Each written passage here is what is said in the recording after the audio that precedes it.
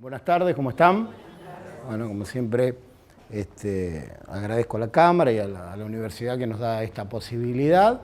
Bueno, y el tema que vamos a desarrollar hoy en este taller que vamos a iniciar es gestión de conflicto y negociación. ¿Por qué negociamos? ¿Por qué negocian?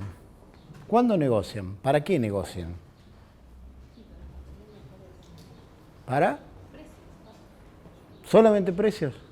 Vos no negociás con vos misma cuando te levantás a la mañana a ver qué te vas a poner o qué vas a hacer, qué vas a salir, con tus hijos, con tu marido, cada vez que haces algo, con tu novio.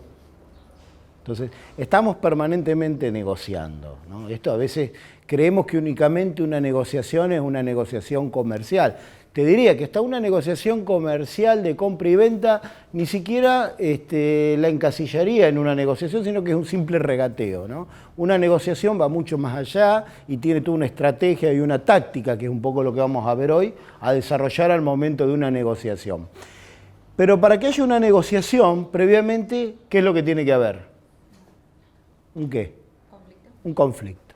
Tiene que haber un conflicto de intereses. O sea, no solo que haya un desacuerdo, sino también que podemos querer cosas iguales, pero con distintos puntos de vista, ¿no? Para poder obtener eso que estamos buscando. Y que cuando se da la situación conflictiva o se da ese disparador del conflicto, ahí es donde nace. Otra cuestión que tenés que tener en cuenta en la negociación es el poder. ¿Qué es el poder? ¿Qué entienden por poder? Y por qué yo les digo en la negociación no solo importante el conflicto, sino la relación de poder. Bueno, hay una parte siempre se va a imponer. Está bien, pero eso es posterior. Antes tenés que definir qué es el poder. ¿Qué entendés vos por el poder? ¿Qué es para vos? ¿Qué te imaginás? No importa si está bien o está mal. ¿Qué te imaginás vos con poder? Alguien con jerarquía. Bien, ahí vos me hablas de jerarquía y está bien, y yo te diría que esa es una base de poder, de otras tantas, ¿no? Y es una base que es la autoridad racional legal, ¿no? Que Max Weber habla mucho de lo que es la autoridad en su modelo burocrático, de lo que es la autoridad racional legal. Pero el poder, ¿no? Decía, a ver, He-Man, yo tengo el poder, y el que se ríe ya sé que es de mi época, porque el otro no lo conoce. Fuerza, bueno, pues es otra base de poder, me están tratando de dar bases y no, ¿qué entienden por poder? ¿Poder para qué o poder de qué? ¿Qué tratan de hacer con poder? ¿De manejar alguna variable o...? Que el otro haga algo. Es simple. O sea, cuando yo quiero ejercer poder sobre algo, quiero modificar algún comportamiento.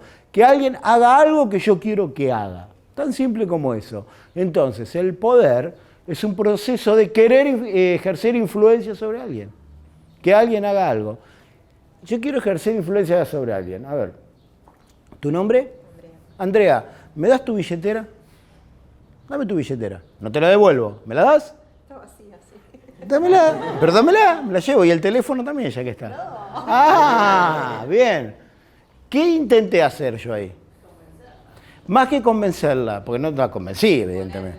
Ejercer influencia, que es lo que decíamos, que es una parte. Traté de ejercer influencia. O sea, traté de ejercer poder, pero ¿qué no se dio con Andrea? No se dio, no. Pero ¿qué justamente entonces qué es lo que faltó? No, la aceptación. Ella no aceptó que yo ejerciera influencia sobre ella. Entonces el poder es un proceso de querer ejercer influencia, pero tiene que haber aceptación por el lado del seguidor. Si no hay aceptación por el lado del subordinado o el seguidor, no puedo ejercer poder. Y el subordinado o el seguidor va a aceptar esa influencia siempre y cuando tengo una necesidad insatisfecha y vea en mí la posibilidad de satisfacerla. Y ahí sí entran a jugar las bases de poder. Por ejemplo, si yo en este momento saco una 45, Andrea, y te la pongo a la cabeza y te digo, dame la billetera, vos me la das. ¿Qué cambió en la situación? La base, que se llama el coercitivo. Y ya lo que detenta en mí es un significado de poder hacerle daño, ¿no? En ese momento que antes no estaba. Dice, no, este loco me va a tirar, le doy la billetera. Entonces ahí ya tenés una base de poder. Yo voy a poder ejercer influencia o voy a querer ejercer ese poder siempre y cuando tengas base de poder sobre otra persona. Una es la coercitiva. Vos hablaste de la autoridad, la racional legal. Entonces, estoy en una organización y esa organización dice que Cristian es el jefe. Entonces yo acepto las órdenes que me da Cristian. O sea, dejo que ejerza influencia sobre mí. Pero la base esta tiene que venir acompañada de otra. ¿Cuál será? Hasta ahora hablamos de dos, de la racional legal o autoridad y de la coercitiva. ¿Cuál será? ¿Por qué trabajan ustedes? ¿Por qué trabajan? Por un sueldo, porque tenés necesidades. Entonces, viene la económica.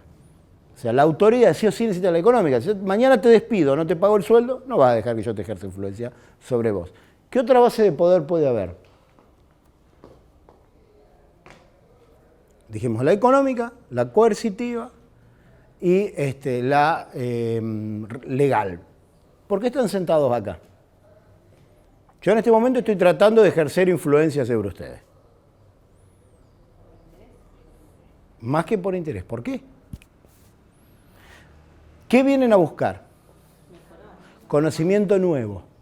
Entonces, otra base del poder es la del conocimiento. Vos vas a dejar que alguien ejerza influencia siempre y cuando te dé conocimiento nuevo. Si yo en este momento empezara a contarles lo que voy a hacer el fin de semana, ¿se quedarían acá sentados? No, se irían, porque no puedo satisfacer esa necesidad de conocimiento nuevo. Entonces ahí tenés otra base de poder. ¿Qué otra base habrá? ¿Me lavas el auto? ¿Tu nombre? Mauro. Mauro, ¿me lavas el auto? Sí. No, no me lo lavas. No me digas que si vamos y lo dale la llave, que me lo lave. No me lo lavas. ¿Te gusta el fútbol? Sí. ¿Sos fanático de Messi? ¿Qué pasa si en vez de yo está Messi y te dice, che, si me lavas el auto esta noche cenás conmigo y te cuento un poco?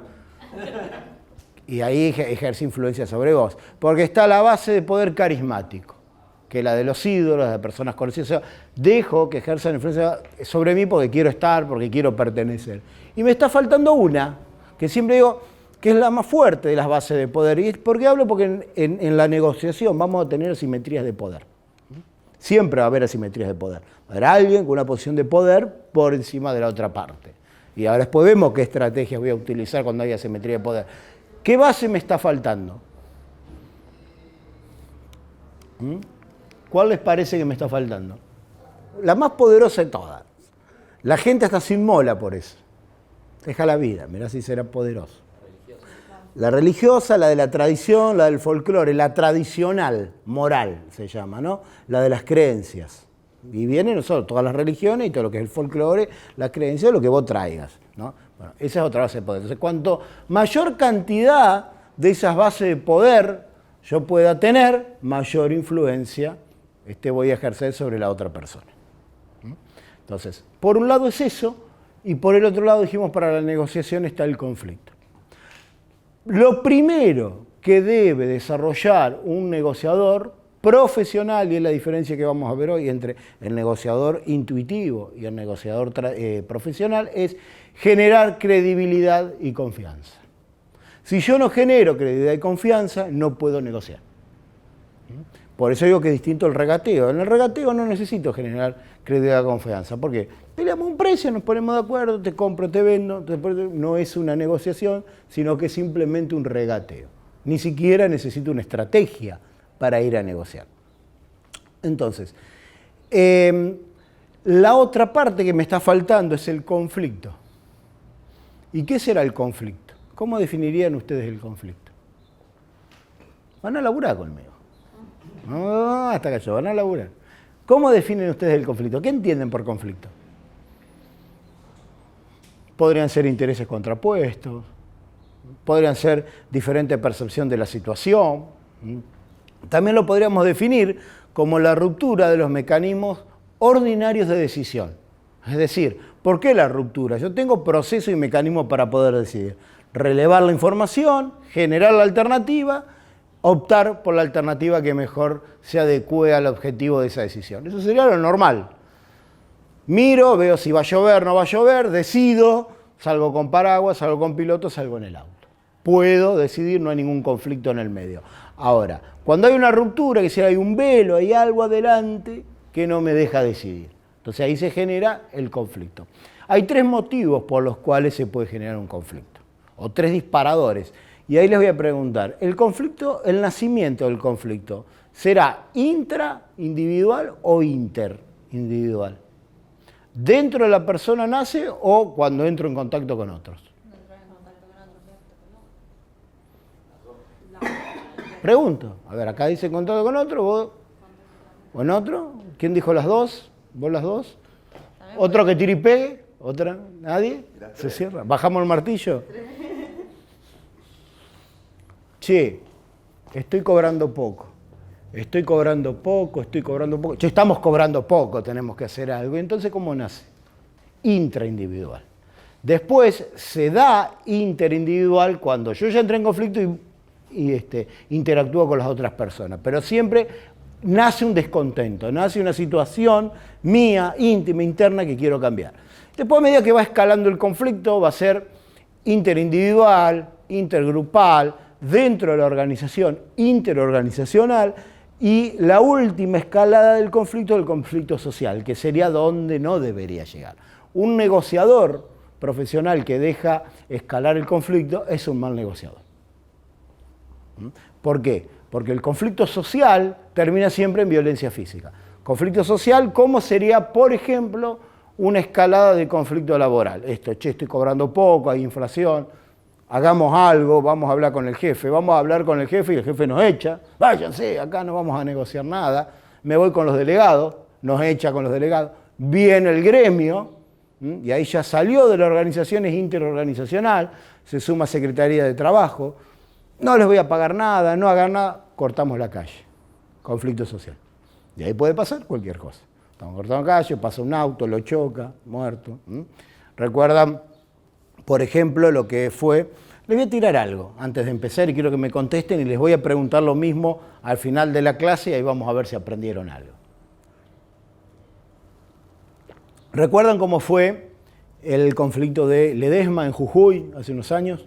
Que hubo muertos. Bueno, ¿cómo nace esto?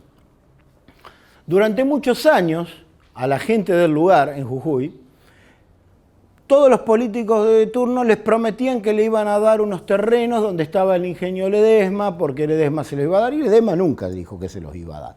Pero le venían vendiendo esto, ¿no? Entonces, de acuerdo a quién era intendente, gobernador, trabajaban.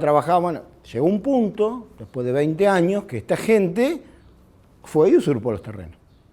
¿Por qué? Porque ellos consideraban que ya les correspondía esos terrenos, porque se lo venía el político de turno prometiéndolo. Trabajen en la campaña, que le damos el terreno. Bien. Resulta que la noche de la usurpación, obviamente había seguridad privada, policía, tiros, muertos. Bien. Vamos a suponer, ¿no?, que ustedes eran los negociadores que estaban llevando adelante este conflicto, ¿no?, y llegaron a ese punto. Entonces, cuando el conflicto nace o está latente, tenés que anticiparte. Sigue avanzando, ¿no? El conflicto, ya hay pujas de intereses, empiezan a aparecer las partes, tenés que resolver. Ya cuando se suman distintos actores sociales y antes ya el conflicto social, tenés que primero contener y después resolver, ¿no? Porque están todos muy exaltados. Contenés y después resolvés. Ya pasaste esa etapa y es el conflicto social. Ya ni siquiera es interorganizacional, es social. Usurparon los terrenos, con lo cual hubo muertos, violencia física. ¿Cuál sería la estrategia? Porque la primera era anticiparse, la segunda resolver, la tercera contener. Y cuando estás en el conflicto social, ¿qué hacen? ¿Cómo lo resolverían? Imagínense que están ustedes, el día después, intendente, gobernador, jefe de policía y los representantes de del pueblo, ¿no?, que usurparon los terrenos. ¿Qué harían como negociadores profesionales ahí? ¿Puedo anticiparme? No. ¿Puedo resolverlo en ese momento? ¿Puedo contener? ¿Y qué hago? Yo ya estuve involucrado, o sea, soy el negociador que estaba delante de ustedes y llegué ahí. No, escaló tanto el conflicto, evidentemente se fue de las manos y ya hay víctimas. ¿Qué estrategia uso? ¿Qué hacen? Vos dale, decime. Vos sos la negociadora. Ceder y estás representando al gobierno. Yo soy Ceder una parte de los terrenos. de lo que están pidiendo. Los terrenos, bueno, separaron los terrenos y mataron a 3. Bien, negociar. Sos la negociadora, negociar. Yo soy el representante de la gente que está usurpando. ¿Qué me decís? Ceder una parte, o sea, del pedido. Haceme un ofrecimiento. Estamos negociando. Ayúdenla, vamos. Háganme un ofrecimiento, dale. Yo primero me preguntaría, ¿qué querés? Y lo pregunté. No sé, ofreceme, yo estoy acá, mataste a mi gente. ¿Qué me ofrece? Y está ahí el jefe de policía que es el que los mató. Que tiró. ¿Eh? Se pelea. Práctico, pragmático. Nada, no me puede ofrecer nada. Fallaste, te tenés que ir como negociador. Fallaste como negociador, no puedes seguir. Tienen que cambiarlo, ya no sos referente válido. Porque cuando vos me ofrezcas algo, yo digo, devolveme la vida de los 3 pibes que encima eran sobrinos míos. Devolvémela, no podés devolver, porque vos estuviste en el proceso. Tienen que cambiar los representantes, tienen que cambiar el poder político y tienen que cambiar justamente, no puede estar esta persona al frente de la negociación. Lo mismo cuando vos veías el proceso de conflicto por la 125, entre el campo y el gobierno, que se hablaba de proceso de negociación, ya no había negociación, había conflicto. ¿Y por qué no? Porque lo primero que hay para establecer un proceso de negociación es debe haber voluntad explícita de las partes a negociar. ¿Y cómo se manifiesta esa voluntad explícita de las partes a negociar? Ninguna parte o ninguna contraparte le puede sacar temas de la agenda a la otra. Si no, están ganando tiempo, en realidad, ¿no? Y cuando estaba lo de la 125, recuerdan, ¿no? El conflicto de la 125, ¿qué quería la gente de la mesa coordinadora del campo? ¿Por qué iba a negociar? ¿Cuál era el interés esencial? Vayan grabando los conceptos, interés esencial. ¿Cuál era ese interés esencial? ¿Recuerdan o no? ¿Por qué fue el conflicto de la 125? Por las retenciones móviles. Entonces, ¿qué es lo que quería la gente del campo? Eliminar las retenciones móviles. ¿Y qué le dijo el gobierno en ese momento? Mira, vamos a hablar de todo, de la cuota Hilton, TC Moet, pero de las retenciones móviles no hablamos. Ya está. No hay forma que se entable una negociación. Sin embargo, el diario te ponía negociación entre el campo y el gobierno. No, era la foto.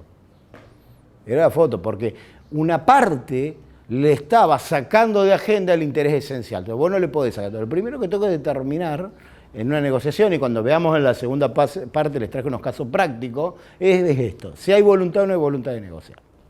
Ya si no hay voluntad de negociar, no me debería sentar a la mesa. Otra cuestión del negociador profesional, que siempre decimos, se sienta a negociar quien tiene autoridad para levantarse de la mesa. ¿Qué será eso? ¿A qué le hace ruido? Se sienta a negociar quien tiene autoridad para levantarse de la mesa. ¿Quién sabe que tiene que cuenta de antemano con mayor cuota de poder y lo sabe? No iría tanto por ahí. Levantarme de la mesa quiere decir que yo voy a una negociación donde no voy a estar obligado a aceptar sí o sí lo que me dicen. Por ejemplo, si yo voy a negociar con camioneros y tengo 150 camioneros prendiéndome fuego a la puerta y me dicen, mirá, si vos acá no firmás no salís, no puedo ir a esa mesa porque no tengo autoridad para levantarme de la mesa. O voy a negociar con mi jefe un aumento de sueldo, voy solo, en un contexto de alta desocupación y me dice, mirá, como viniste a negociar, ahora no solo no te voy a pagar eso, sino que vas a trabajar 3 horas más por el mismo sueldo y si no te echo y no conseguís trabajo y tengo que aceptarlo, implica que no tengo autoridad para levantarme de la mesa porque es una negociación contenciosa con asimetría de poder muy grande. O sea, yo estoy acá abajo y el otro está acá arriba. Por ejemplo, una negociación entre una gran empresa láctea y un pequeño tambo, donde la empresa láctea le pone todas las condiciones. El precio de que le va a pagar el litro de leche, cuándo lo entrega, cómo lo entrega, y no puede hacer nada. Y si no lo acepta, le dice, tirala. Yo te pago 2,50. No lo acepta, tira la leche, se la compra otro. O sea, negociación totalmente contenciosa. Ese tambo no tendría que haber ido a esa negociación. Así. Porque es totalmente coercitiva, no tiene que ir a aceptar todo. Entonces no tengo autoridad para levantarme de la mesa. Eso significa poder levantarme, pasar a un cuarto intermedio. Nos reunimos la semana que viene. No, nos reunimos la semana que viene. ¿Qué estrategia podría haber utilizado ese tambo? Aliarse con los ambos contra el fuerza. Exactamente. Vamos con la cooperativa de tamberos. Les vamos a pagar 2,50. No te la vendemos, tiran leche y la tiramos. Comprásela a Brasil. Te va a salir un poquito más cara. Bueno, sentémonos a hablar. O voy a negociar el sueldo con el gremio. O del lado empresario, con la Cámara Empresaria. Me voy al sindicato, pero con la Cámara atrás. Entonces, busco coaliciones, lo que se llaman en negociación los stakeholders. Busco coaliciones, es decir, tratar de esa simetría, ¿no?, que se equipare, que me reconozcan como un referente válido, ¿no? Entonces, cuando hablamos básicamente de negociación, vamos a tener 3 tipos de negociaciones, o 3 prácticas de la negociación, y 2 grandes escuelas de la negociación. Una es la escuela latinoamericana, un poco más la nuestra, de la negociación, y la otra es la anglosajona. Dentro de la escuela latinoamericana de la negociación hay básicamente 2 prácticas. La negociación contenciosa, esta que hablamos, y la distributiva. Sigue habiendo asimetrías de poder, pero menores en la distributiva. O sea, hay un poco más de cooperación, no es tan competitiva como la contenciosa. La contenciosa, en la teoría de los juegos, es perder, perder, uno se lleva todo, el otro cede todo o acepta. En la distributiva es un ganar-perder, lo que gana uno es lo que pierde el otro, es decir, 70-30, 60-40. Y luego está la escuela anglosajona o la escuela de Harvard, o la conocida como la win-win, que es la de ganar-ganar, donde ganamos todos. Si hay una torta, en lugar de dividir la torta en porciones, generamos 2 tortas y nos llevamos una cada una. Entonces, generalmente, un negociador profesional, a diferencia de un negociador intuitivo, es alguien que se preparó, que estudió, que tiene experiencia y que practicó negociación. Entonces, siempre va con una estrategia determinada, algo que vamos a ver después cómo armo mi estrategia de negociación. El negociador intuitivo es lo que hacemos todos los días, ¿no? Vamos a ver qué pasa. Total, soy Maradona, yo de alguna forma. Bueno, y así nos pasa con los sindicalistas, con los políticos. Ninguno estudió negociación, donde ellos deberían ser los principales negociadores, diputados, senadores. Entonces, ¿cómo negocian? ¿Cómo se negocia en la Cámara de Diputados? Si tengo mayoría, te levanto la mano, te clausuro el debate. Coercitivo. ¿Cómo se negocia con el gremio? Coercitivo. Antes de ir a hablar, yo te quiero hacer un paro. No se negocia, si el negociador profesional, lo último que usa es un paro. ¿Y el paro vos para qué lo usás? Para volver a sentar la mesa a las partes. Es cuando se rompió absolutamente todo el diálogo. Entonces, bueno, volvamos a que ni debería. Si hay una historia en la negociación, o sea, hace mucho tiempo que venimos negociando, llámese Cámara Empresaria, con una paritaria, con los gremios, ni siquiera eso, porque ya hubo diálogo. No debería llegarse. El tema es que no escuchamos y estamos muy sesgados con estas escuelas latinoamericanas de aprendemos a negociar de alguien que nos enseñó a negociar que nunca estudió. Entonces somos iguales. Somos iguales. O coercitivo, o en el mejor de los casos, si el otro también es poderoso, distributivo, pero si puedo coercitivo, mejor. Lo que hago con una negociación coercitiva, esta de perder, es que la contraparte, o sea, no la estoy reconociendo como contraparte válida, va a ser una aceptación a regañadientes. ¿Qué significa esto? Un autor, Raifa, habla mucho de esto. Aceptación a regañadientes. Acepto porque no me queda otra. Como yo decía, el tambo con la lechera. Cuando pueda cobrármelo, me lo cobro. Entonces, cuando yo tengo la mayoría, te hago lo mismo. Y así estamos, ¿no? Y así estamos y nunca cerramos buenos acuerdos. Nunca logramos acuerdos constructivos. La negociación anglosajona, ¿no?, que también se utiliza mucho en Europa, es totalmente distinta. Mirá, es esto de cooperativo. A ver, ¿cómo podemos generar relaciones de largo plazo? Porque si vos te la pasaste mal conmigo, no te vas a querer sentar más a negociar. Y yo quiero seguir negociando con vos, con un cliente, con un proveedor. Quiero seguir teniendo una relación. Porque el cambio de ese proveedor o ese cliente tiene un costo. Y ya nos conocemos, y ya cumplimos, y ya es terreno, digamos, conocido donde vamos a ir. No que con vos nuevo que no te conozco. Pero sin embargo, dinamito todas esas relaciones para obtener un poco más de ganancia.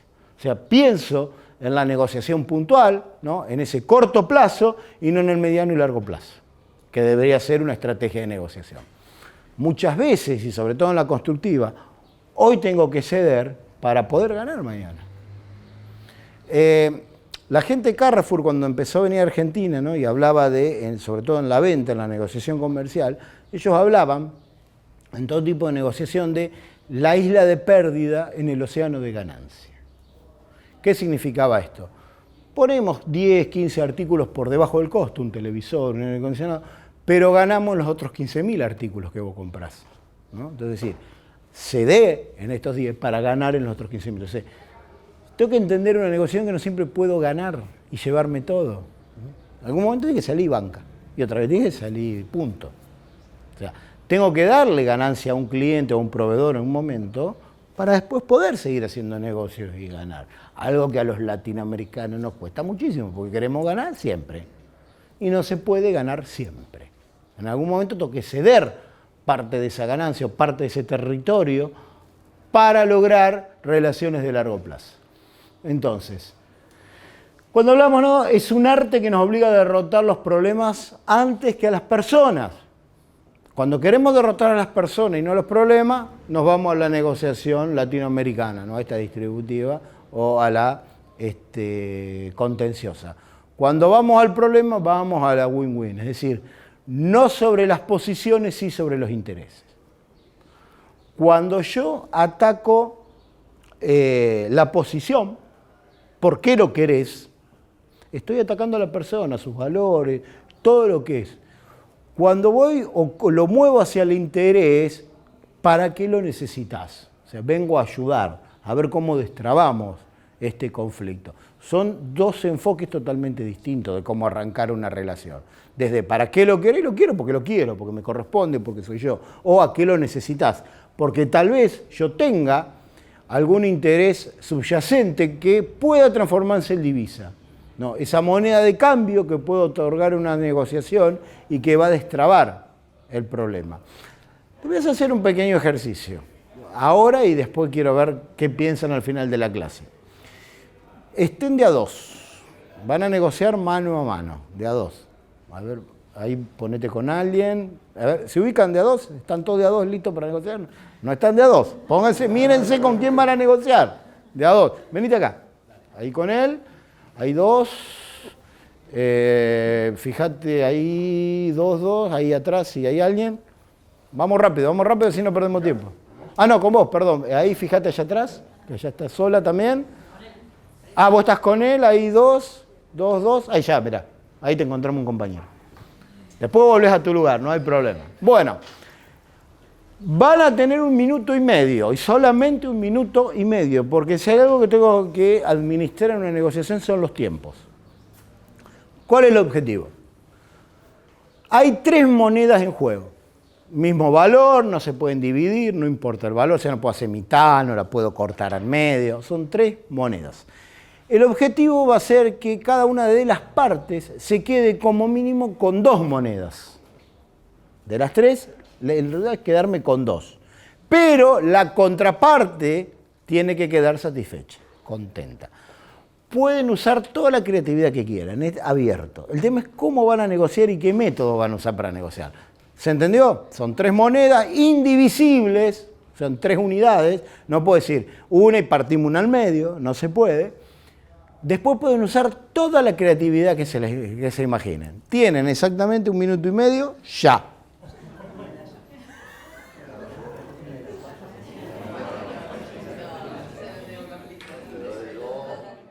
El que sigue negociando queda descalificado. Bien, a ver, ¿quiénes llegaron a un acuerdo? Levanten la mano. 1, 2, 3, casi 3. Bien, bajen. ¿Quiénes no llegaron a un acuerdo? Levanten la mano. Bien, vamos a arrancar por acá. ¿Cómo se sintieron en la negociación? ¿Acorralados, cómodos, incómodos? No, yo cómodo. ¿Vos? Sí, acorralada. Acorralada. Bien. ¿Qué pasó? Cuéntenos qué pasó. Sí, porque de entrada me marcaron como yo me tengo que quedar por la situación y no tenía otra escapatoria. Bien. ¿Por qué hiciste eso? ¿Por qué hiciste eso? Porque la conozco. Porque la conozco. Bien. Tenías información. Esto es algo que siempre el negociador profesional hace, es lo que se llaman las reuniones preparatorias, y después vamos a ir a eso, es dentro de la estrategia. Nunca llego y me siento a negociar. Siempre hay reuniones anteriores donde yo voy recopilando toda la información necesaria, ¿no? De mi contraparte, de lo que voy a negociar. También veo cuáles fueron situaciones anteriores en que la contraparte estuvo, si es negociado profesional, si no es profesional. Bien. ¿Cómo fue la propuesta? Y yo le propuse que yo me quedaba con 2 y ella con 1. Sí. ¿Y? Y no quise. Ah, bueno. Te faltó sacar un garrote y darle en la cabeza, bueno. Me dice que ella tenía urgencia de usarlo. Ah, ¿y? Y bueno, entonces le dije, bueno. Y la propuesta de él, que bueno, que me la seguía, pero que yo tenía que hablar el doble. El doble, bien. ¿Qué tipo de negociación utilizó? Coercitiva, total, de simetría de poder altísima. No puedo llegar al acuerdo. Coercitivo es muy difícil de llegar a un acuerdo, salvo que pueda realmente ejercer esa influencia o esa fuerza, que nunca es recomendable, porque suponete que ella te lo hubiera dado porque no le quedaba otra, cuando en otra ocasión que pudiera se hubiera cobrado eso. Ustedes no llegaron al acuerdo. ¿Cómo se sintieron en la negociación? ¿Cómo te sentiste y cómo te sentiste? Como rara, incómoda. Incómoda, ¿vos? Bien. ¿Por qué se generó ese ambiente incómodo? ¿Cuál fue la propuesta? Y quedó ahí la moneda Dando vuelta.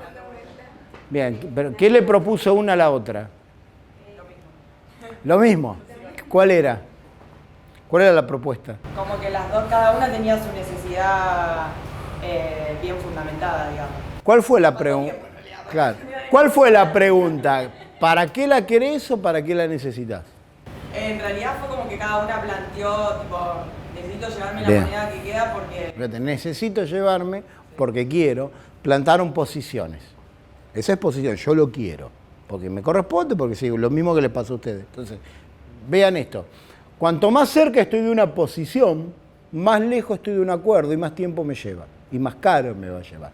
Cuanto más cerca o me mueva hacia el interés, es menor el tiempo y menor el costo en dinero también de llegar a un acuerdo. Por eso uno siempre habla de una negociación no en campo minado, no contencioso, sí en acuerdo a largo plazo, sí en constructiva. Bien, ¿quién otro no llegó al acuerdo?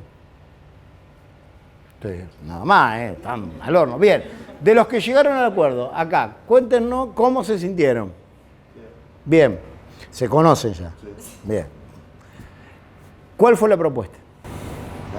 Cada uno con una moneda y la tercera invertirla y cuando tengamos más moneda... Bien, es decir, una moneda cada uno, la tercera la invertimos, cuando tengamos otra moneda nos llevamos dos cada uno. Bien, ustedes. Acá fue más o menos así, nada más que al principio ella quería las dos monedas y yo le dije que con una sola no me quería quedar. Entonces llegamos al acuerdo que invertíamos las 3 monedas y ahí hacemos la repartición. Bien, muy bien, lo mismo, cuando se generan 4 o 5 dividían.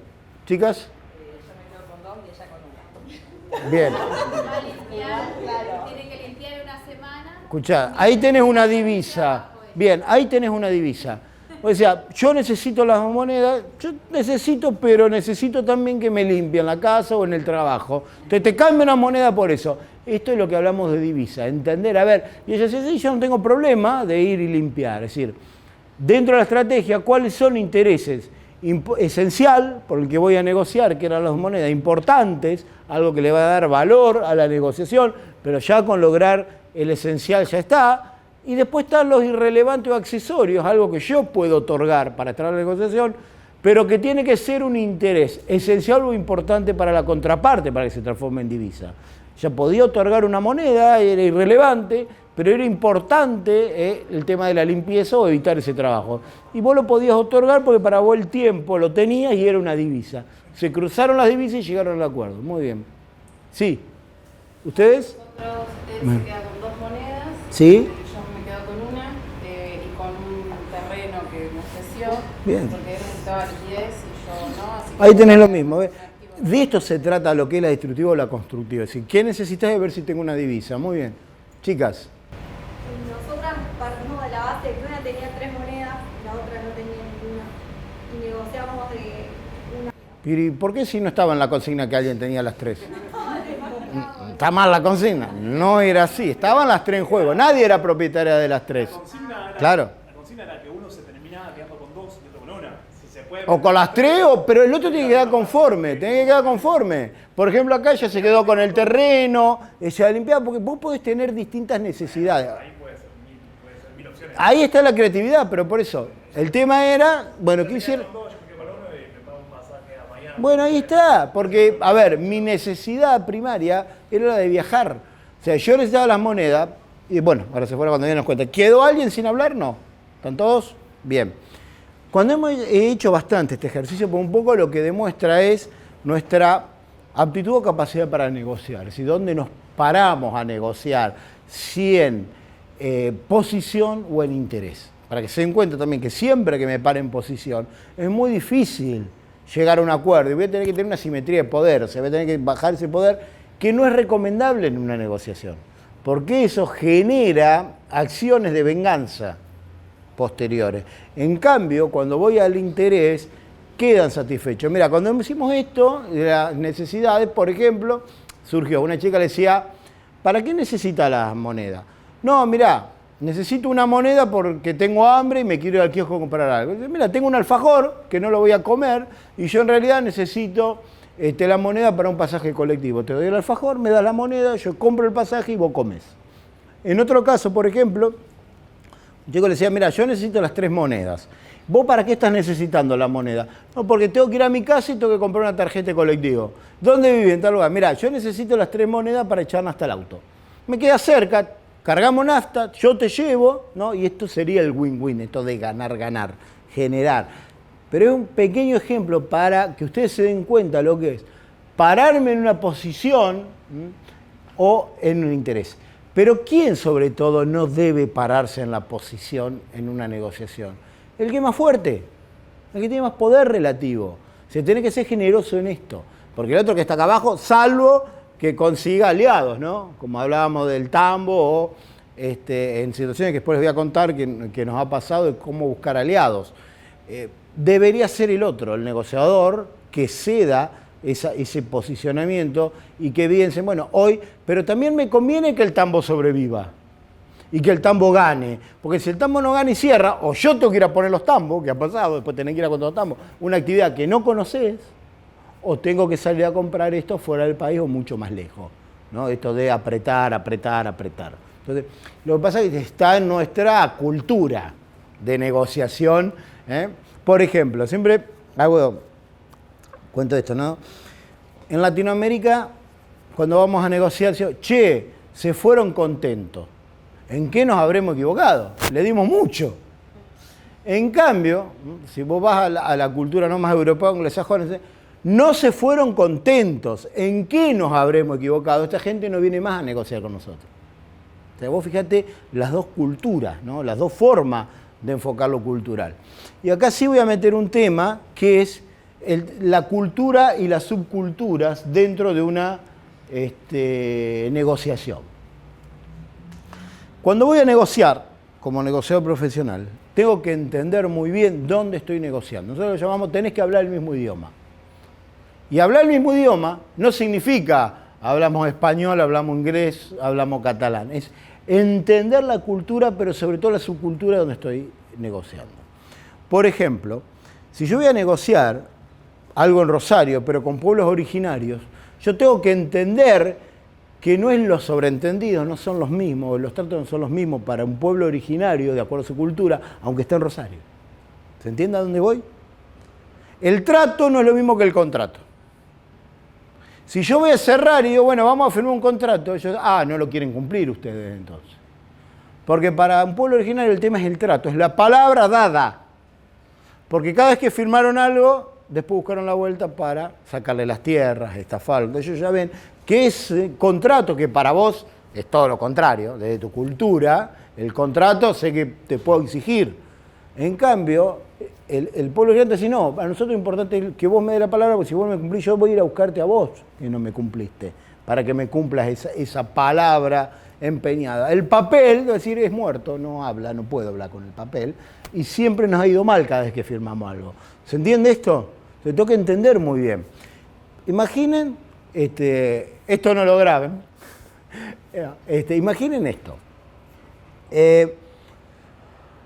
Soy una empresa sueca que viene a presentarse en una licitación pública en Argentina.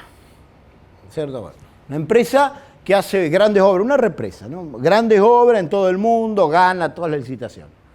Viene a Argentina, ¿no? De acuerdo a nuestra cultura, y manda a su negociador. ¿Qué debería saber esa empresa culturalmente? Y el negociador, ¿qué debería saber?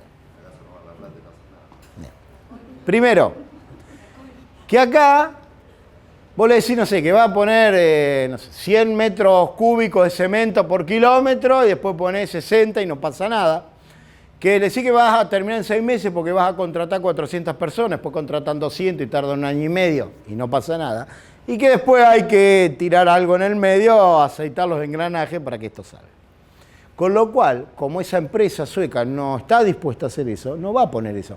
Va a poner los metros cúbicos porque su cultura en su país se controla, porque va a poner la gente para terminar, porque si no las multas en su país son importantes y no va a aceitar los engranajes. Con lo cual va a perder la licitación. La va a perder muy probablemente. ¿Me puedo enojar con mi negociador si soy la empresa sueca? No debería haberlo mandado. O si lo mando, tengo que aceptar esas reglas de juego, si son esas las reglas de juego. Vamos a ver, ¿no? Y esto hablamos de la cultura y la subcultura. Al contrario, envío mi negociador argentino con mi empresa, que hacemos todo eso acá, a Suecia. Imagínate. Obviamente gana la licitación, porque pasa un precio bajísimo. Ahora, cuando no meta los metros cúbicos, me van a cobrar unas multas infernales. Cuando no ponga a la gente adecuada y tarde 6 meses más, voy a terminar pagando más de multa de lo que me van a pagar a mí de obra. Y encima, cuando le diga al funcionario que, bueno, podemos aceitar los engranajes, salí con las esposas de ahí adentro. Claro. Entonces, esto es, o sea, llevándolo al absurdo, ¿no? Para que lo vean, lo que tengo que entender, dónde voy a negociar, tengo que conocer cuáles son los usos y costumbres del lugar. Usos y costumbres, culturas y subculturas. No es lo mismo una empresa en la ciudad que una empresa agropecuaria en el campo o en otro lugar. No es lo mismo de ciudad o de un pueblo. Entonces, tengo que estudiar y entender todo eso antes de ir a negociar. Bien, y yo les decía, dentro, y ahora vamos a centrarnos ya en la estrategia propia de la negociación. Intereses esenciales, importantes, accesorios y relevantes. Nunca me siento a negociar si primero no determino todas estas cosas para cada una de las partes que van a estar en esa negociación. Y en eso tengo todas las reuniones preliminares. Café de trabajo, cenas de trabajo, empiezo a preguntar, empiezo a averiguar, relevar información. Entonces, siempre el interés es, o sea, mío y de las contrapartes. Eso sería el mapa de la negociación, no ir crudo. ¿Por qué voy a negociar? ¿Cuál es mi interés esencial? Siempre es uno. ¿Qué es lo que voy a buscar? Bueno, tengo que ver cuántas contrapartes hay. Tengo que determinar si llega a haber contrapartes ocultas. Y si hay contrapartes ocultas que definen la negociación, tengo que sacarla a la luz y también determinar cuáles son sus intereses esenciales, importantes y relevantes, ¿no? Para cada parte, porque si yo no las integro, no cierro la negociación. Muchas veces yo creo que estoy negociando con la empresa o con determinada empresa, pero estoy negociando con el gerente comercial o financiero de la empresa y con la empresa, que muchas veces no son los mismos intereses. Puede haber intereses individuales de ese gerente que yo no estoy satisfaciendo con la negociación y que él me va a trabar la negociación. Pero si a la empresa le conviene seguir teniéndome de cliente, ¿por qué me hace esto? Me pasó. No puedo dar nombres justamente porque no están filmando, si no les daría algunos ejemplos, pero por confidencialidad no se puede. Pero pasó en un caso que yo iba de parte de un cliente que era un distribuidor de una empresa multinacional y me decía, yo no entiendo qué pasa. Este gerente que hace de 8 o 9 meses que está, comercial, nos quiere fundir, no entendemos, pide que compre, suponete, 6 millones de pesos en mercadería y es lo que vendemos. Yo no puedo cobrar más de 4 porque no tengo ganancia. Le llevo los estados de resultados, llevo a mi contador y no hay forma y me dice que somos unos inútiles, que tenemos que vender más, encima eso era una crisis, era en el 2009, que no vendemos, que tenemos que poner más vendedores en la calle. Sí, hace 80 años, mi cliente, que estamos en esto. Si yo pongo más vendedores en la calle me fundo, no se puede vender más. No lo entiendo. La empresa nos quiere sacar. Y eran los principales distribuidores. Mira, le digo, es difícil que los quiera correr, porque ustedes llegan territorialmente, cubrir ese territorio no se cubre en 2 días y te come la competencia cuando son distribuidores así. Tiene que haber otra cosa. Bueno, lo acompaño, vamos. Charlando, el tipo, no, tienen que vender 6 millones. Bueno. Pero había cosas que no me cerraban. Bueno, cuando me dice, viste que te dije, este tipo está loco. No está loco, hay algo que no vemos. Hay algo en el juego de que no. Entonces me quedé un par de días en Buenos Aires y empecé a averiguar cuál era la situación política de ese directorio. Para resumir, Este gerente podía tener la posibilidad de ascenderlo a gerente de Latinoamérica, para eso necesitaba vender cierta cantidad de toneladas. ¿Y qué hizo? En crisis, vio quiénes de los distribuidores tenían más espalda y le encajó. Ya está, ustedes tienen campo, tienen esto y todo, dijeron, 20 años ganaron, que pierdan 5 o 6 meses, que se queden con esa mercadería, yo me voy, el problema del que viene. Era clarísimo. Claro, mi cliente hacía estos intereses para él y para la empresa, y no vio que había una contraparte oculta que era ese agente comercial. ¿Qué hicimos? Lo integramos y armamos, entonces le digo, mirá, ¿cuándo cierran ustedes los objetivos? Suponete, en agosto. Bueno, ¿cuántas toneladas necesitaba vender? 20.000 toneladas más, 20 toneladas, listo. Digo, mi cliente tiene depósito, irrelevante o accesorio. Nosotros teníamos lugar en el depósito. Hacía una cosa, el problema nuestro era financiero, o sea, teníamos que pagar más de lo que vendíamos. Mira, hagamos una cosa, Leo. Era en mayo. De mayo a agosto nos mandás los 6 millones. Nosotros te firmamos el remito. Entonces, tu mercadería la trasladás. Te pagamos los 4 millones y medio. Total, ¿usted problema financiero no tiene? No, problema financiero no hay. Nosotros necesitamos tiempo. Accesorio irrelevante de la contraparte. Empresa gerente, me lo podían otorgar a mí, que era esencial. A partir de agosto, que vos ya cerraste, ya tenés el tonelaje, en lugar de 6, me mandás 3, pero te seguimos pagando 4 y medio. Y ahí cerraba. Lo único que hacíamos era mover de un lugar a otro la mercadería y se seguía pagando de la misma forma. Total, esa mercadería tenía 2 años de vencimiento. O sea, lo vendías. Entonces, esto era entender que había una contraparte oculta y armar esa estrategia. Si vos no armás esa estrategia y no tenés toda esta estrategia para ir a averiguar, muy probablemente, que es como pasaba, hacía casi un año, 8 meses, que estaban a las patadas. Hablaban distinto idioma. El gerente no podía blanquear esto. Y mi gerente no lo leía, no entre líneas, que el problema era esto. Era un problema de toneladas, no de plata. Entonces, cuando empiezo a armar esto, importante es saber buscar dónde está la información, ¿no? Ir, ver quién la tiene, averiguar. Y acá va una pregunta, ¿no? Tengo que armar mi estrategia, tengo que armar todo. ¿Dónde elegirían ustedes el campo de batalla de una negociación? En mi lugar, mi oficina, mi casa, mi lugar, en el lugar de la contraparte o en un lugar neutral. ¿Qué, digamos, campo de batalla? ¿Vieron cuando decían los generales antes, ¿no? En las guerras antiguas, preferían el campo alto, ¿no? O sea, el que llegaba antes a la colina, porque en bajada el ejército tenía otra dinámica que el que tenía que subir, ¿no? Las flechas, todo, bueno. Entonces, siempre trataban de llegar antes o elegir el campo alto y que el otro tuviera que subir la cuesta. Bien. Si ustedes tuvieran que elegir el campo de batalla, ¿cuál eligen? ¿El propio, el de la contraparte o uno neutral? No, uno tenés que elegir. Siempre es uno. Nunca depende. Es mi estrategia, es la estrategia que yo utilizo. A ver, ya que hablan poco, nos puedo hacer hablar. ¿Quién elegiría el lugar propio? Levanten la mano.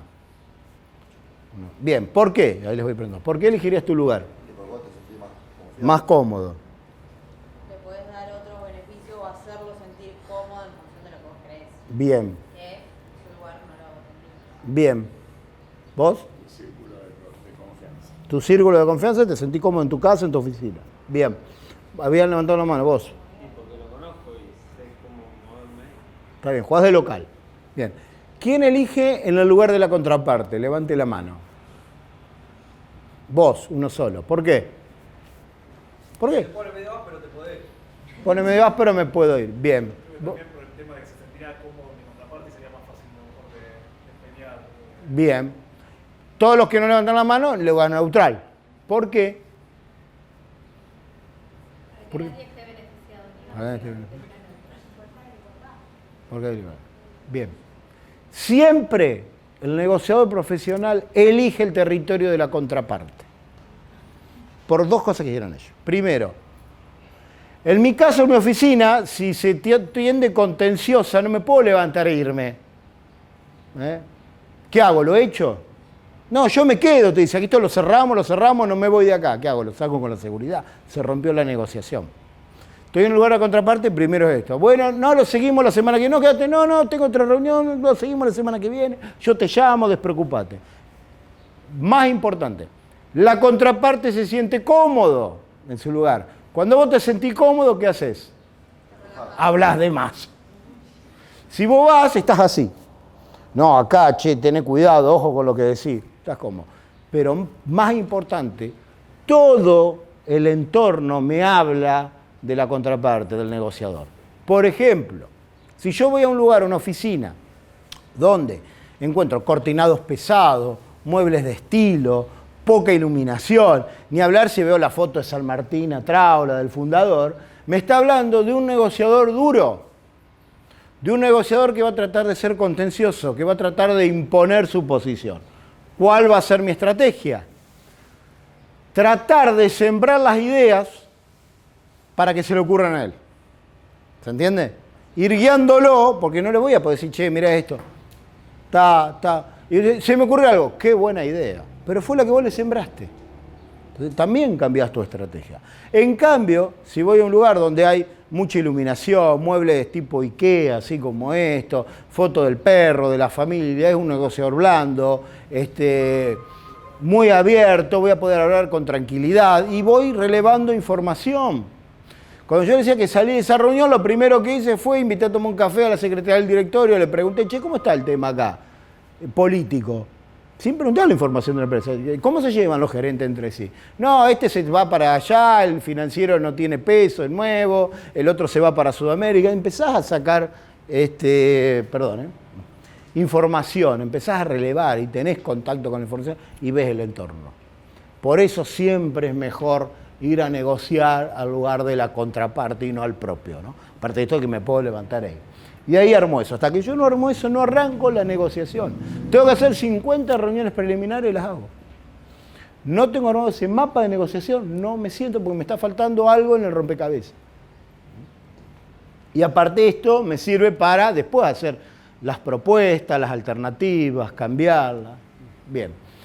Importante en lo que es una negociación estratégica de ganar-ganar, o el modelo de ganar-ganar.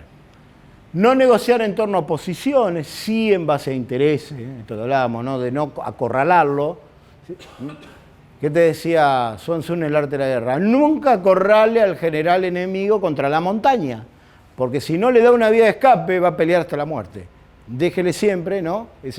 Que sea derrotado pero con honor, que pueda salir, dejarle un camino de escape. Apartar los sentimientos de los problemas, esto es, si yo soy negociador profesional y no negociaría mi propio divorcio, porque ahí va a estar implicados los sentimientos y no voy a poder ser objetivo. En un momento voy a buscar sangre. Nosotros, por ejemplo, intervenimos mucho en lo que son los conflictos en la empresa de familia y sobre todo en empresas bifamiliares que se separan. ¿Qué les aconsejamos? Nombren negociadores profesionales de cada parte, no vayan ustedes a negociar. Porque va a llegar un punto que es como el divorcio, ¿no? La empresa va a ser el hijo y van a ir a buscar sangre, después ya no importa la empresa, hacerle más daño al otro. En cambio, el negociador profesional se aparta, es totalmente objetivo, no hay toda una historia de que vos me robabas a los soldaditos cuando yo era chico, que vos el auto me lo sacás, no está toda esa historia. Que en un divorcio sería eso, porque vos me engañaste con mi amigo y estaba y yo entonces, y no puedo ser objetivo. Y es así, tenés toda una historia, el negociador profesional no está. Con lo cual, también si soy negociador profesional y estoy pasando por un mal momento, como si un divorcio, la muerte de un ser cercano, lo que sea, no debería ir a negociar. No estoy preparado psicológicamente en ese momento porque voy a estar muy afectado por eso. Buscar beneficios mutuos, ¿no? Esto de generar, tratar de ir al win-win, ¿no? Como hablábamos recién de las monedas. Buscar criterios objetivos. ¿Qué es un criterio objetivo?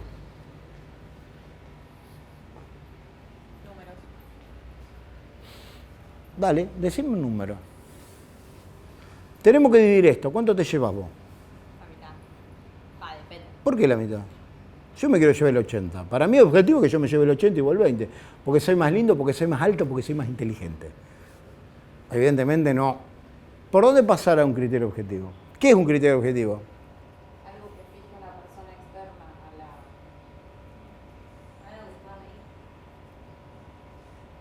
Lo medimos, 100, pero yo quiero 80. Y vos querés 80 también. Para mí es objetivo que yo me lleve 80, para vos es objetivo llevarte 80. ¿Qué es el objetivo? Criterio objetivo es lo definido por las partes. Lo que las partes se pongan de acuerdo que esto es así. 70-30, no importa. Cuando llegamos a ese acuerdo, a ese objetivo. O sea, si lo define una sola parte, es totalmente subjetivo. Entonces, tienen que estar de acuerdo. Pueden ser números, pueden ser lugares. Podemos fijar que sea otra persona el que lo defina, pero tenemos que estar de acuerdo los dos. De ahí viene el criterio objetivo, ¿no? Estar de acuerdo en que eso va a ser objetivo. Si no, siempre es subjetivo y cada parte se va a querer llevar, ¿no?, la mayor tajada. Ser experto en algo, es decir, conocer sobre lo que voy a negociar. Y si yo no conozco el rubro, tengo que armar un equipo. Si yo voy a negociar algo a la industria plástica, si no conozco nada de la industria plástica, tengo que llevar gente que sepa la industria plástica, porque va a haber un montón de cosas, o de criterios, o de mediciones dentro, ¿no?, de lo que sería la subcultura, de esa industria que yo no conozco. Entonces tengo que armar equipos, abrir surco e integrarlos. Esto quiere decir no cerrarse, no presionar, y cuando armo el equipo, sale bien o sale mal, le tengo que agradecer al equipo. No me dice, yo soy un genio, lo hice solo. ¿Vieron? Llevarlo al deporte. ¿Alguna vez escucharon al técnico, aunque haya sido la mano del técnico, un genio, que haya ganado? Dice, no, la verdad que ganamos porque yo soy un estratega, me doy cuenta. Entonces, no, el equipo fue, somos todos. O al goleador, ¿no? Dice, che, hiciste 3 goles, te llevaste la pelota, sos un genio. No, bueno, pero es por el equipo, que todos corren, me dan la pelota a mí, yo hago el gol, pero es todo el equipo. Si el técnico dice eso, yo soy un genio, y el resto, o el goleador dice, no, yo soy un genio, anda que le den una pelota al próximo partido. ¿Sabes lo que va a decir el jugador? Bueno, entra vos a correr al técnico. Él se quedan así todo paradito, ganalo ahora. Entonces, tengo que integrar el equipo y agradecerle al equipo, si no me dejan solo en la próxima negociación. Bueno, esto lo hablamos. ¿Por qué debemos negociar? Porque la realidad me lleva, porque me obligan, porque no hay más remedio, ¿no? Entonces, tengo que estar preparado porque si no, termino en regañadientes, termino perdiendo oportunidades, termino empeorando la situación de entrada. Bien. El momento de la verdad es el momento de cerrar el trato. Tengo que tener técnicas para cerrar el trato, ¿no? Es como cerrar una venta, ¿no? Tengo que tener técnicas para cerrar una venta, debo llegar a esos acuerdos, pero ahí no se termina todo. Yo le dije, debo generar credibilidad y confianza. ¿Qué significa generar credibilidad y confianza? ¿No? En ese momento de la verdad. Cerrar el trato, cumplir el trato. ¿Qué significa cumplir el trato? Yo voy a tener un mandante, por lo general. Primero, mi mandante me va a dar una tolerancia. Hasta acá y hasta acá podés negociar. Si las alternativas que se van generando durante la negociación exceden esa tolerancia, yo no puedo decir que sí, ni decir que no. Tengo que pedir un cuarto intermedio, y se piden todos los cuartos intermedios que sean necesarios. Y luego asegurarme que el trato que se cerró se cumpla. Y acá viene el otro. Mi reputación me precede. O sea, yo no puedo tomar cualquier caso de negociación. Yo tengo que estar seguro de quién es mi cliente. De que mi cliente va a cumplir con eso que yo cierre. Porque si yo tomo cualquier cliente y después cerramos un trato y no lo cumple, nadie se sienta a negociar conmigo. Porque no soy un referente válido. Cuando hablábamos de esto, yo le decía el conflicto entre el campo del gobierno, de la 125, estamos en ese momento, creo que estaba Alberto Fernández, si no me equivoco, de jefe de gabinete, el actual presidente electo. ¿Qué pasaba? Cerraban algo y Bolívar le decían no. Volvía al otro día y decía, bueno, eso que dijimos ayer que sí, hoy es no. Entonces decía, ¿qué decía la gente del campo? No, queremos hablar con Olivos, o sea, no queremos hablar con Balcarce. Y en Balcarce estaba Cristina, pero decía el que definiera Néstor. Entonces no queremos hablar con la presidenta, queremos hablar con el que tiene el poder real, no el poder aparente en ese momento. Estamos hablando de ese momento. Entonces, ni siquiera el presidente, sino que era el expresidente. Porque decían que no, queremos hablar con él, ¿para qué vamos a perder el tiempo? Y esto es lo del referente válido. Si yo soy un negociador, en este caso, bueno, el jefe de gabinete no le quedaba otra. Lo mandaba a su jefe, tenía que ir a ponerle el cuerpo. Pero pasa esto. Por eso no puedo decir sí, no puedo decir no si está fuera de la tolerancia. Y con mi mandante defino bien la estrategia y defino bien hasta dónde, ¿no? Esos grados de libertad que voy a tener en la negociación. Por eso le digo, no es tan simple ir a negociar. Tengo que tener en cuenta todas estas cuestiones. Si no, después no se cumple el trato o no se llega a un trato. ¿Qué pasa si se traba algo? Se traba, se llega a un callejón sin salida. Ese es el momento del cuarto intermedio y empezar a hacer subnegociaciones durante el tiempo que dure ese cuarto intermedio, llamadas, comunicarme, buscar algún stakeholder externo, alguien que pueda destrabar esa situación, ofrecer otras alternativas. Y también debo llevar a esa negociación un plan B. ¿A qué les hace ruido el plan B? ¿Qué será el plan B en una negociación?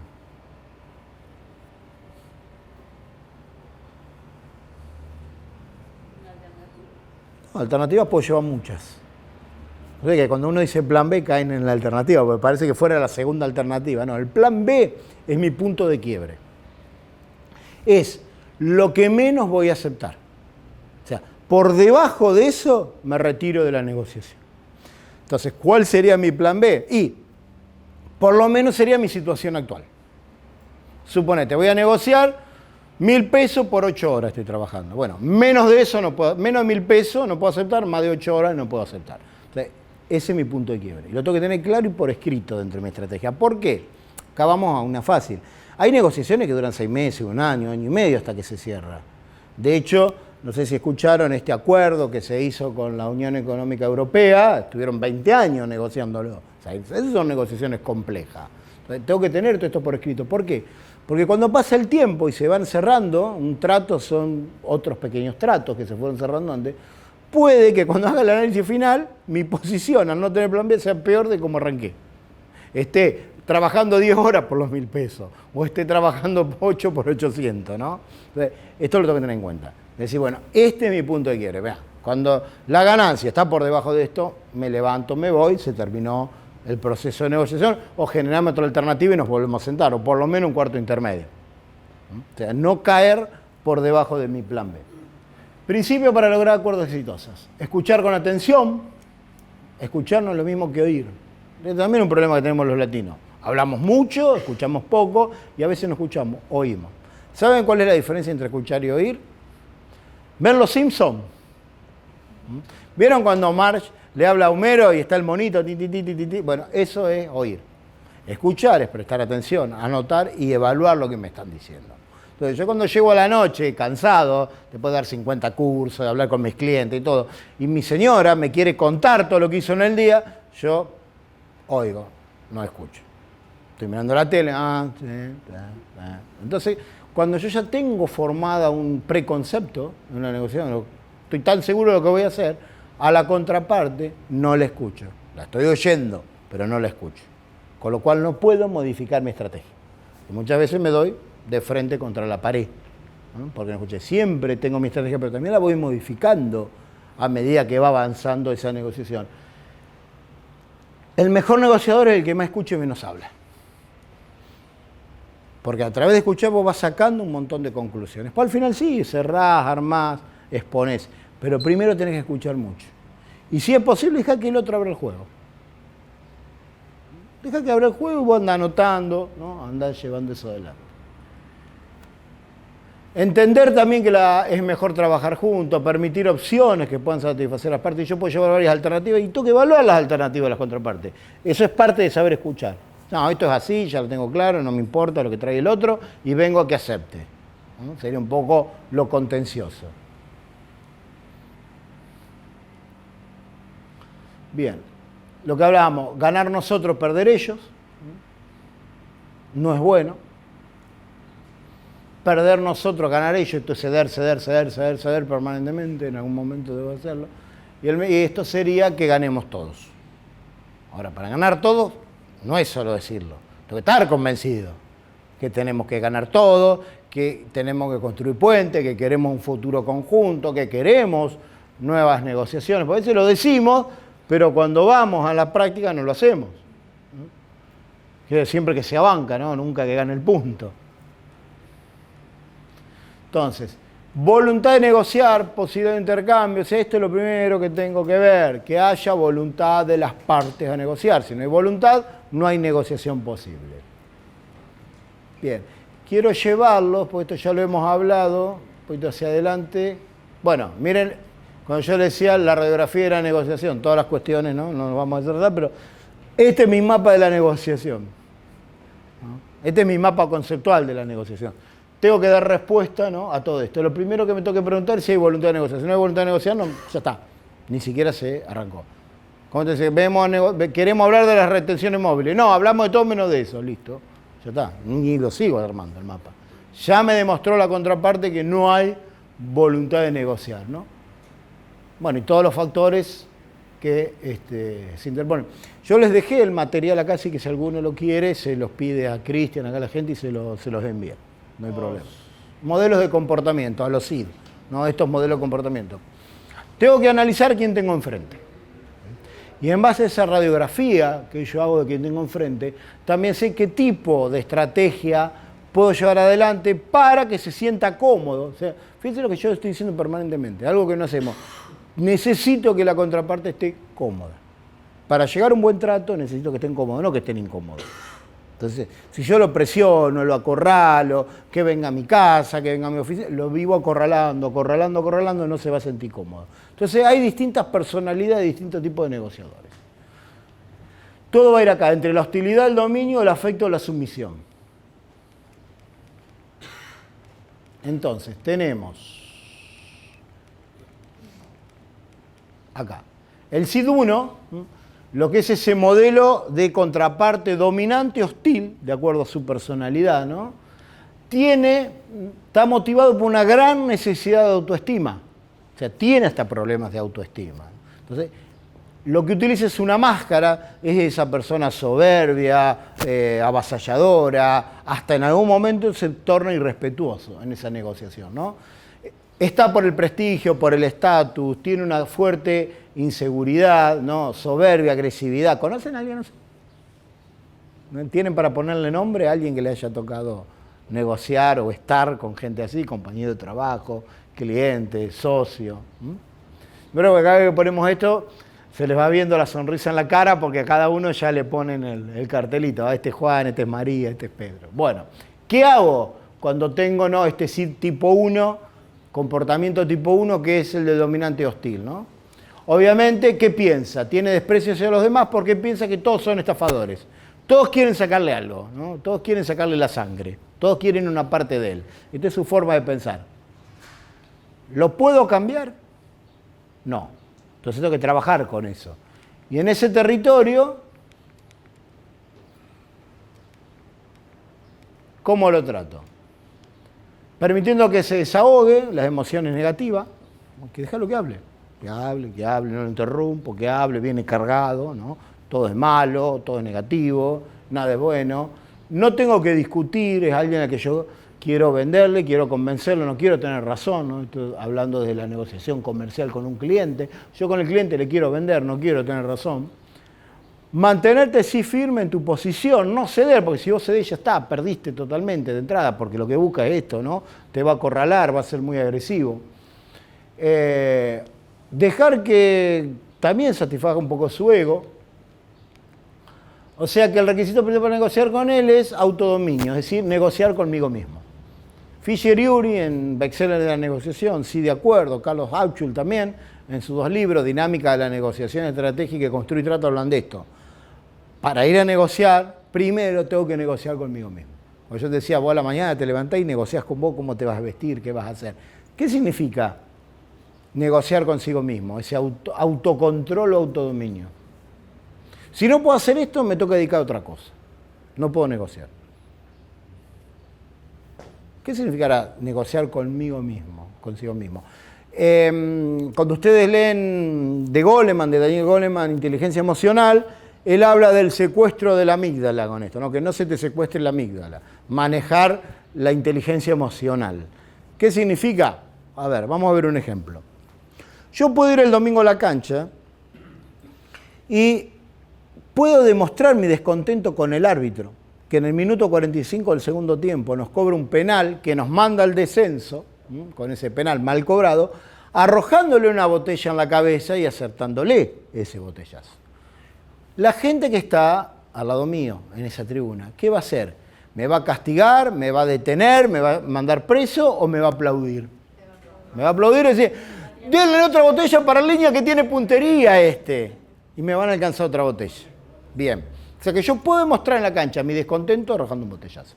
Voy el lunes a la oficina y un colaborador me dice una barrabasada más o menos como el penal que me cobró el árbitro. Entonces yo también, demostrando mi descontento, agarro la jarra esa y se la arrojo en la cabeza y le acierto. ¿Qué van a hacer los compañeros de trabajo? ¿Me van a aplaudir y decir, tomá, tirale con otra? ¿O me van a denunciar y voy preso?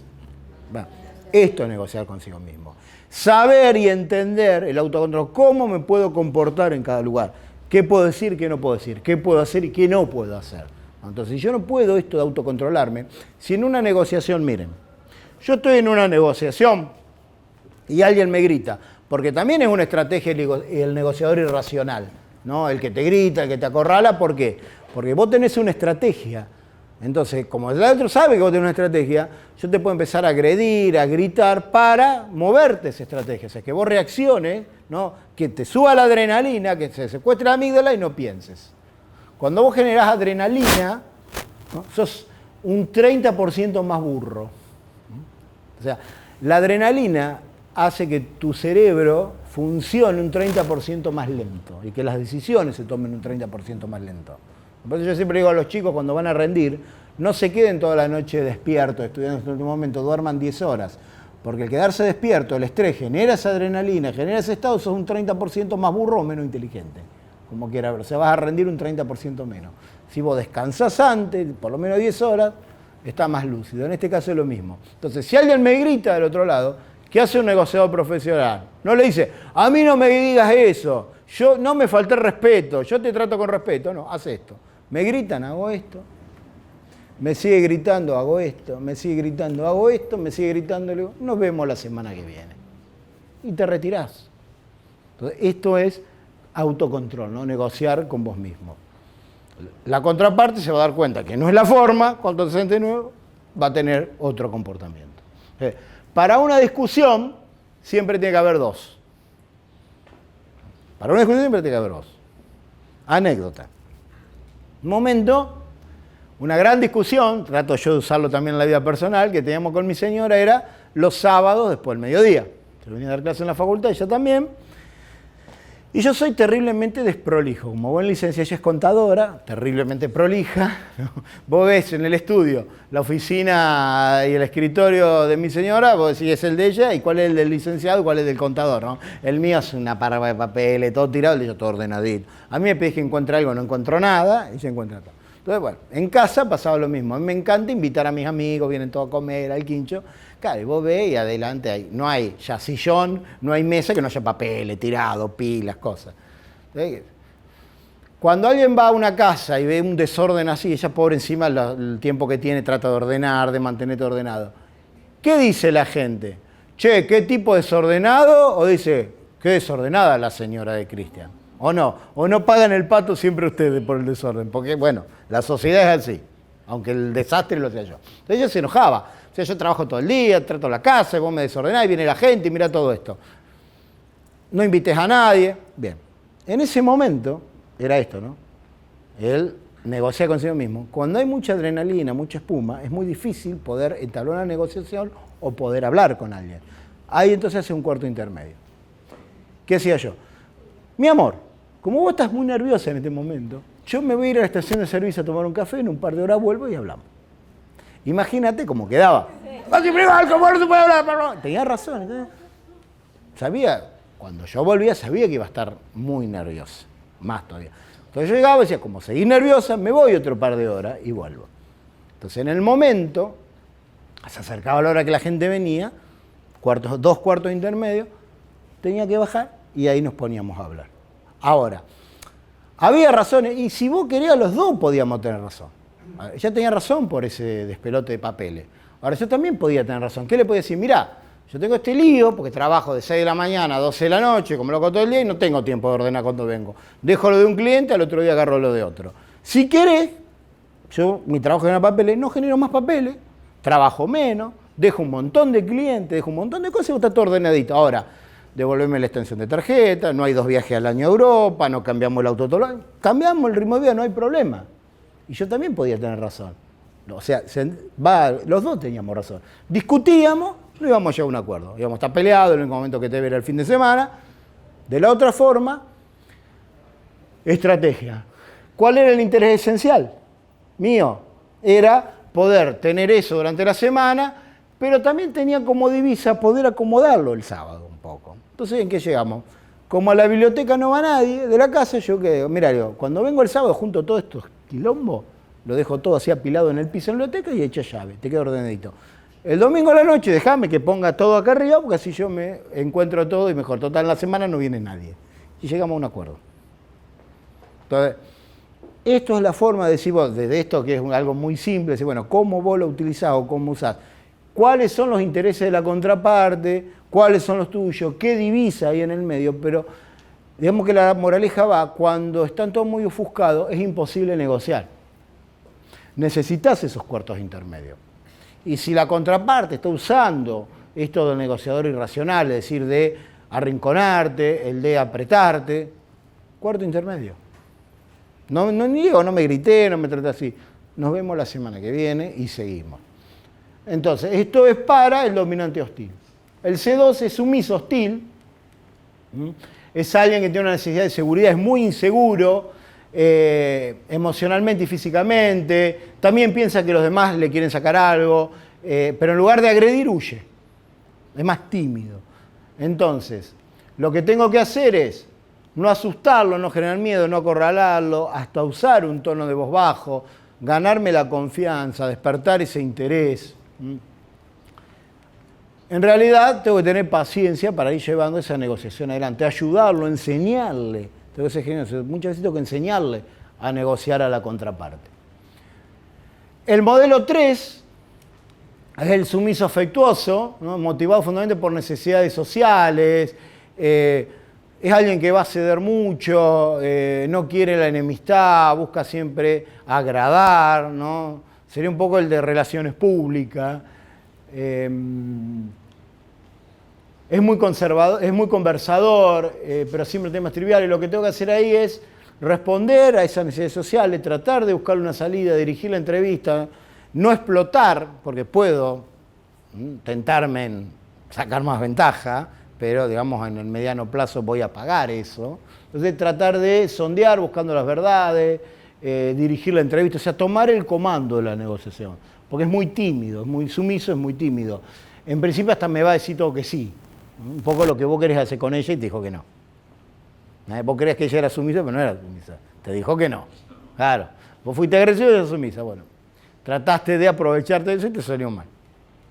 Entonces lo que puedo hacer es cordialidad, paciencia y ayudarlo en esa negociación. Y el último modelo, que sería el del win-win, esto de la necesidad de crecimiento, le gustan los desafíos, integrarlo, ser objetivo, porque no son personas que les guste perder el tiempo, ya ir con una estrategia, ir al punto, ¿no? Ellos te dicen el tiempo es dinero, ir al punto, no ir con trivialidades, no dar demasiadas vueltas, sino ir a negociar realmente lo que se va a negociar. Obviamente, como decía, organizado en las exposiciones, ser muy seguro, buscan seguridad con la gente que van a negociar, actuar con honestidad, todo se sabe, es actuar como él, digamos, con seguridad, conciso, yendo al punto.